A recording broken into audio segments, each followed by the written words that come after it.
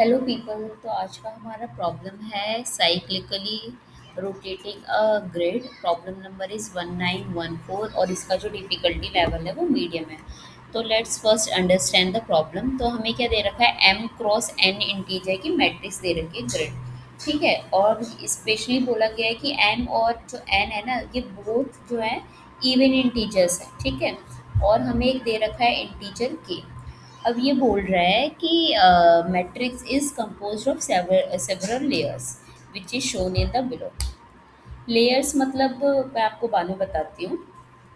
अब ये बोल रहा है a cyclic rotation of the matrix is done by cyclically rotating each layer in the matrix. तो हमें रोटेट करना है इसे, और ये रोटेट होगी in counter clockwise direction, that means in the left direction. Okay, और ये बोल रहे हैं कि हर एक लेयर जो है ना, वो अपनी लेयर की कॉरस्पॉन्डिंग जो है काउंटर क्लॉकवाइज रोटेट होगी। अब हम देख समझते हैं इसे है क्या। अब देखो फॉर एग्जांपल ये दे रखी है। अब इसमें लेयर का क्या मतलब है कि जब आप इस ग्रिड को रोटेट कर रहे हो फॉर के टाइम्स, ठीक है, तो आप क्या कर रहे हो, सपोज फॉर फर्स्ट रोटेशन ये 1 2 3 4 है काउंटर क्लॉकवाइज, यानी कि लेफ्ट में, यानी 2 है तो वो यहाँ आ जाएगा, 3 है वहाँ, for the first time of rotation. अब आप ये देखो, लेयर मीन्स कि ये जो बाहर वाली है ना, वो एक लेयर है, यानी कि ये आपस में रोटेट होंगी। इसके अंदर की जो ये है, ये एक लेयर है, यानी कि ये आपस में रोटेट होगी। करेक्ट। तो हमें ये रोटेटिंग कैसे करनी है, लेयर वाइज। जो इस लेयर के अंदर के एलिमेंट्स है वो आपस में रोटेट होंगे। ठीक है, इसीलिए हमें डिफ्रेंशिएट करने के लिए यहाँ पे ये दे रखा है येलो कलर में। और अगर इसके अंदर एक और होता तो वो आपस में लेयरिंग होती। तो हमें फिर ये रोटेट करके के टाइम्स हमें ग्रिड को रिटर्न करना है। तो चलो एक बार समझते हैं पहले इस क्वेश्चन में रिक्वायरमेंट्स क्या क्या है।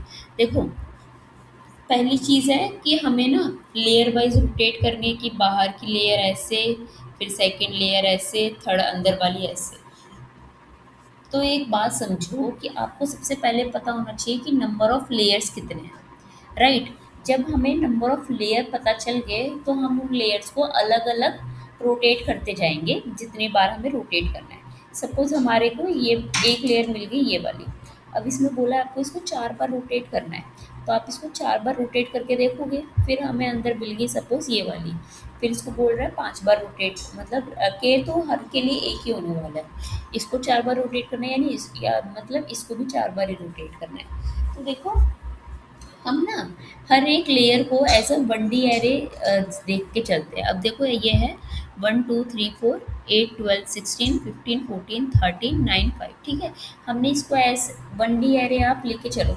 अब आप सोचो कि अगर आपको एंटी क्लॉकवाइज लेना है, तो यानी हमने यहाँ से स्टार्ट किया था, तो फर्स्ट पोजीशन पे क्या आ जाएगा 2, और ये 1 कहाँ पहुँच जाएगा, लास्ट वाली पोजीशन पे।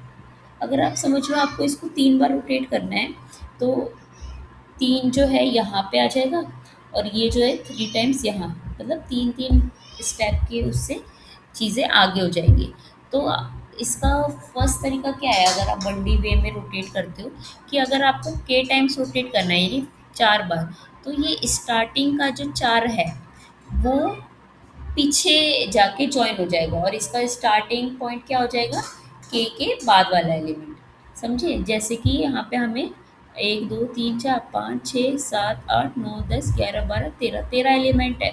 अब आपको बोल रहा है इसको कि 3 बार आपको रोटेट करना है, तो समझो 1 2 3, यानी कि ये जो 3 है यहाँ से ये 1D एरे खत्म होके ये जो 1 2 3 है ना, वो पीछे जाके चिपक जाना है। तो स्टार्टिंग पॉइंट क्या हो जाएगा 4, पहले इसका एंडिंग पॉइंट 5 था, बट अब आपका इस लिस्ट का 1D एरे का एंडिंग पॉइंट क्या हो जाएगा 3। यानी कि अब हमारी एरे कैसे हो जाएगी 2 8 12 16 15 14 13 9 5 1 2 3। समझ गए। तो ये हमारा तरीका है 1D एरे में रोटेट करने का। तो यहाँ पे देखो, हमारे पास सपोज हमें एक 1D एरे हमने लेयरिंग वाइज निकाल ली, ठीक है। उसके बाद हमें देखना है रोटेशन कितने करने हैं। अब रोटेशन जो के है वो काफ़ी ज़्यादा हो सकता है। तो आप ये समझो कि भाई एक लेंथ के बाद वो जो रोटेशन है रिपीटेटिव हो जाती है।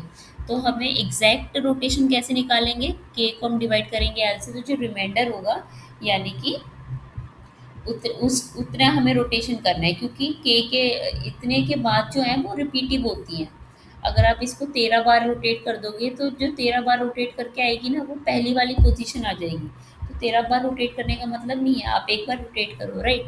तो इससे हमने रिमाइंडर निकाले, यानी आपको आर टाइम रिपीट करना है। अब जैसे मैंने बताया 1D एरे के लिए हमने क्या किया है कि भाई जो इसका स्टार्टिंग पॉइंट है, मतलब कि अब जो हमारी नई एरे होने वाली वो स्टार्ट कहाँ से हो रही है, जहाँ पे एंड हो रहा है, ठीक है, उस एंड होने के स्टार्ट आगे वाले से पीछे तक होगी।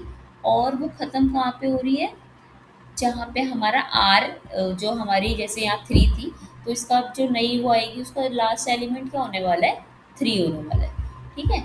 यानी कि शुरुआत से लेके जो आर तक का पॉइंट था वो लास्ट में जाके चिपक जाना है, ठीक है। ऐसे हमारी एरे बनेगी। अभी 1D एरे के लिए मैंने आपको ऑप्टिमाइज्ड वे बता दिया। अब हम देखते हैं इसे कि ये हमारी मैट्रिक्स में तब हमें कैसे करना है। तो देखो आप, नंबर ऑफ लेयर्स आपको मिलेंगे मिनिमम ऑफ m और n डिवाइडेड बाय 2, ठीक है। ये हमें नंबर ऑफ लेयर्स मिलेंगे। अब आप क्या करो कि हर एक लेयर में जो है ना उसको 1D एरे बनाना है। 1D एरे कैसे बनाना है कि भाई लेयर्स जितने हैं उतनी वो बनेंगी।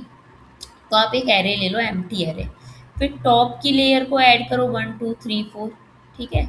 ये आप समझ लेना कि मैंने स्टार्टिंग पॉइंट कैसे लिया, एंडिंग पॉइंट कैसे लिया है। आप इसको रफ वर्क में करोगे तो आपको समझ आ जाएगा। तो मैंने 1 2 3 4 ऐड कर दिया टॉप ये वाले एरे का, वो टॉप की लेयर।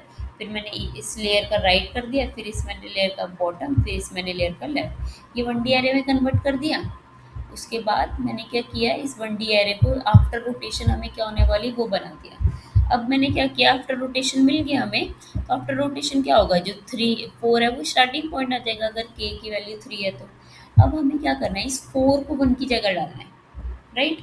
तो मैं जैसे हमने यहाँ पे एक्सट्रैक्ट किया था उसी वे में यहाँ पे मैं फिल करती जा रही हूँ, और लास्ट में हमें क्या मिल जाएगा, ग्रिड, ठीक है।